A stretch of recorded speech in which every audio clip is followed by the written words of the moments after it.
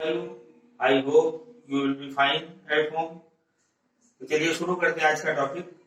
आज के टॉपिक में जो है कुछ एक वेक्टर एनालिसिस के न्यूमेरिकल के बारे में बात करना चाहेंगे। तो पहला न्यूमेरिकल ले रहे हैं, two equal forces having their resultant equal to either of them, what is the angle, angle कह लें या इंक्लिनेशन कह लें, बिटवीन देम।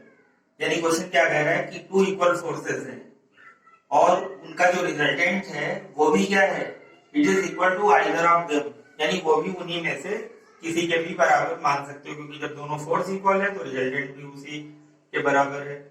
तो कहा है कि उनके बीच का एंगल कितना पड़ेगा ये बताइए। तो फिर हम एज्यूम कर लें, let two equal forces are, आप P और P मान सकते थे, ऐसे F में कह सकते हैं। तो to equal forces are F1 भी F, F2 भी F, और रिजल्टेंट जो उनका लेंगे वो भी F ले लेंगे।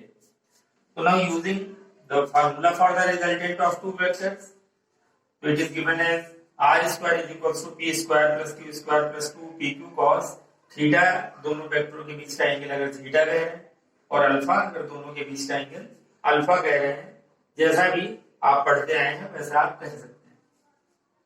Now put the values in this formula, तो R becomes as F, तो F square P और Q भी उतना ही है, F square plus 2 PQ that is F into F cos theta। तो एक F उधर ले जाओगे माइनस होके कैंसिल कर देगा तो जीरो रहेगा, तो ये F स्क्वायर और ये F into F से यहाँ भी F स्क्वायर करेगा तो 2F square cos theta. Now transpose कर दें इधर से उधर, तो 2F square cos theta is equal to minus F square, F square is cancelled, then cos theta is equal to minus half. अब यहाँ पे सर्च कर लें कि थीटा कितना होगा, माइनस का है, और ये उस हिसाब से ASTC आप ध्यान रखें, ऐड शुगर टू कॉफी, यानी यहाँ आल पॉजिटिव होते हैं, यहाँ साइन और कोसेक पॉजिटिव होता है, rest are negative, t for यहाँ टेन और कॉट पॉजिटिव है, बाकी सब निगेटिव, और सी फॉर कॉस और सेक यहाँ पे पॉजिटिव है, बाकी सब निगेटिव। इसका मतलब सेकेंड क्वाड्रेंट में देखें तो साइन और कोसेक पॉजिटिव थे, यहाँ पे अगर कॉस पड़ता है तो निगेटिव पड़ेगा। इसका मतलब ये हाफ जो है वो सेकेंड क्वाड्रेंट की वैल्यू रही होगी, और इसको कैसे रिप्लेस करेंगे, cos 180 minus theta, that is cos 180 minus theta, that is minus cos theta, so we get here cos 120 degree. अब क्या 120 डिग्री बोल रहे हैं या रेडियन में कह रहे हैं, तो 2π/3, क्योंकि π/3 से 60 डिग्री है और just twice it is 120 degree. तो ये इस तरीके से सॉल्व होकर 120 डिग्री आ गया, या फिर 2π/3 रेडियन आ गया। Now the second numerical is the resultant vector of vector A and vector B is R, यानी रिजल्टेंट जो है वो वेक्टर A और वेक्टर B का क्या है, कोई वेक्टर R है, कैपिटल R से रिप्रेजेंट होता है। आगे बोला जा रहा है कि on reversing the direction of B, यानी अगर B की डायरेक्शन को अगर हम रिवर्स कर दें, यानी 180 डिग्री से हम पलट दें, तो कह रहे हैं तो the resultant vector becomes S। तो अब जो रिजल्टेंट वेक्टर है वो R नहीं रहेगी, कह रहे हैं वो S से रिप्रेजेंट करना होगा। तो शो करके ये दिखाना है कि ये प्रूफ होके आना चाहिए कि R square plus S square is equal to 2 times P square plus Q square. तो अब इसको प्रूफ करने में तो पहले केस पे आते हैं, जब A और B का रिजल्टेंट R था, तो लेते हैं केस 1 को। तो when the resultant is R, तो वही दो वेक्टरों का जो रिजल्टेंट का फार्मूला वो अप्लाई करते हैं। तो R square is equal to P square plus Q square plus 2PQ cos theta. अगर वेक्टर हमारे पास जो है वो जिस भी रूप में दिए हुए हों उस हिसाब से ले लें। अगर हम A और B में जा रहे हैं तो A square plus B square, तो हम यहाँ पे चेंज कर ले रहे हैं, टू वेक्टर जो है वो क्या क्या ले लें, P और Q ले लें। तो P और Q के हिसाब से हम उसको लिखते बन जाएगा, और अगर R और S लेते हैं तो फिर वहां पे फिर चेंज कर। तो देन अब के सेकंड की तरफ जा रहे हैं तो क्या कह रहे हैं, then theta becomes 180 degree because of direction of the B is reversed, vector B की डायरेक्शन को अब B ना कह लें, यहाँ पे हम PQ ले रहे हैं तो Q कह लें। If the direction of the vector Q is reversed, then the resultant becomes S। तो अब हम थीटा को 180 माइनस थीटा से ले लें, तो रिजल्टेंट को S से लिखेंगे, तो S square equal to P square plus Q square plus 2PQ cos 180 minus theta. So P so p square we get here x square is equal to p square plus q square plus 2pq cos 180 minus theta। तो p square plus q square और 180 minus theta, फिर से वही बात आप ध्यान कर लें कि cos सेकंड क्वाड्रेंट में जाएगा तो माइनस cos थीटा जाएगा 180 डिग्री के साथ। आपको ट्रिग्नोमेट्री में मालूम होगा कि ट्रिग्नोमेट्रिक रेशियो चेंजेस नहीं होते हैं, तो cos थीटा ही रहेगा, लेकिन सेकंड क्वाड्रेंट की वजह से ये नेगेटिव दे जाएगा। तो s square is equal to p square plus q square minus 2pq cos theta। Now the equation becomes second। तो जो फर्स्ट इक्वेशन पहले रिजल्टेंट से थी, अब ये second equation. If we add these two equations, equation 1 as well as the equation 2, then we get here r square और यहाँ से s, यानी r square plus s square is equal to, ये वाला पोर्शन कैंसिल हो जाएगा, minus का 2pq cos theta और उसमें था प्लस का 2pq cos थीटा, वो दो आर कैंसिल्ड और बाकी p square q square twice आ गए हैं, तो 2 times p square plus q square. तो इस तरीके से न्यूमेरिकल अगली जो क्लिप लेंगे उसमें हम कुछ और न्यूमेरिकल्स को भी डिस्कस करेंगे।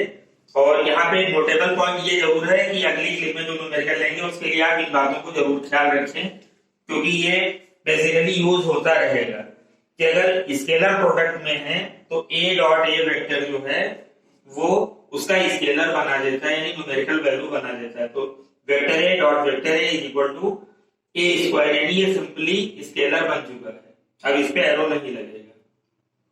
हालांकि इसको इस प्रोसेस से गुजारना चाहिए। अगर स्टेप्स में जा रहे हैं तो हमें क्या कहना पड़ेगा, vector a dot vector a is equal to with in mod vector a का स्क्वायर, और तब ये लिखना चाहिए। हालांकि आप जंप कर सकते हैं, बट अगर प्रॉपरली रखें तो आपको तीनों स्टेप से गुजरना चाहिए। Now the second one is a dot b और b डॉट a बराबर होते हैं, क्योंकि ये कम्यूटेटिव लॉ को फॉलो करते हैं और वो a b cos थीटा के बराबर होता है।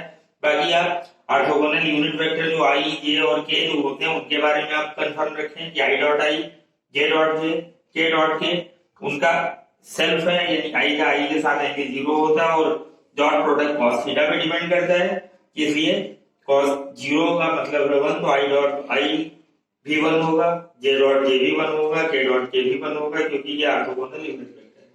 और साथ ही साथ ये भी याद रखें कि अगर a कोई वेक्टर है तो a डॉट a तो a स्क्वायर कर देते हैं, और अगर a कोई वेक्टर है तो a का मॉड अगर लेते हैं, if a is any vector, तो a का मॉड क्या बन जाता है, सिंपली स्केलर है। बट अगर कहीं क्वेश्चन में कहा है कि a is a unit vector, अगर क्वेश्चन में बोल दिया कि a is a unit vector, तो यूनिट वेक्टर का मॉड जो है हमेशा 1 होता है, तो वही a को अगर यूनिट वेक्टर कहा जा रहा है तो हमें 1 लिखना पड़ेगा। क्या है वो रिप्रेजेंट इससे कराया है या क्वेश्चन ने रिप्रेजेंट इससे कराया है, ये तो फैक्ट है कि इससे जब रिप्रेजेंट कराते हैं तो यूनिट वेक्टर कहलाता ही है और हमें 1 लिखना ही है। लेकिन क्वेश्चन की लैंग्वेज अगर कह रही है कि a is a unit vector और अगर उसको ऐसे भी लिखा है तो भी हमें 1 लिखना है। वैसे a का डॉट a का तो 1 होता है, और i का डिफरेंट से, यानी i का j से या j का k से या k का i से अगर डॉट प्रोडक्ट ले रहे हैं तो 0 होगा। क्रॉस प्रोडक्ट में ध्यान रखें, सेल्फ क्रॉस प्रोडक्ट 0 होता है, क्यों, क्योंकि क्रॉस प्रोडक्ट sin थीटा की वैल्यू पे डिपेंड करता है, a cross b is equal to ab sin theta n है, तो i का i के बीच में 0 मिलेगा, इसलिए sin 0 पे 0 रहता है, तो ये सारी वैल्यू 0 हो जाएगी। i cross i, j cross j, k cross k is equal to 0। Similarly अगर कोई एनी अदर टू वेक्टर्स हैं a, तो a क्रॉस a भी 0 लिख लेंगे। अगर कोई वेक्टर x है तो x क्रॉस x भी 0 रखेंगे, ये आप ध्यान रखें। ऐसे जो चैन में चले तो चैन में नेक्स्ट आ जाएगा, i का j से क्रॉस है तो k आ जाएगा, j का j से है तो i आ जाएगा। तो चैन में आप कैसे याद रखेंगे, i j k अगर लाइन से लिखे हुए हैं तो i का जब j से करेंगे तो k, j का जब k से करेंगे तो i, और k का जब i से करेंगे, यानी चैन ये है i j then j k then k i, तो k i जब k का i से करेंगे तो k cross i is equal to जो आएगा वो j है। लेकिन अगर कहीं ऑर्डर बदल के i क्रॉस k कोई लिखना क्या है तो कम्यूटेटिव लॉ को फॉलो नहीं करता है, इसका मतलब क्या लिखना पड़ेगा, माइनस का j हमें लिखना पड़ेगा। तो इस चीज को आप ध्यान रखें, और अगले क्लिप में कुछ और न्यूमेरिकल लेंगे जो कि ऑर्थोगोनल यूनिट वेक्टर यानी i j और k को कंसीडर करते हुए होंगे। तो इसलिए जो है आप थोड़ा इन बातों को रिवाइज जरूर करके रखें, ताकि वो बातें आगे को कंफ्यूजन कम देंगी। और वीडियो क्लिप को देखें और अगर आप बेहतर समझते हो तो लाइक और सब्सक्राइब करना ना भूलें। और अगली क्लिप पे जो है हम लोग इसके बारे में डिस्कशन करेंगे। Okay, thank you, have a nice day.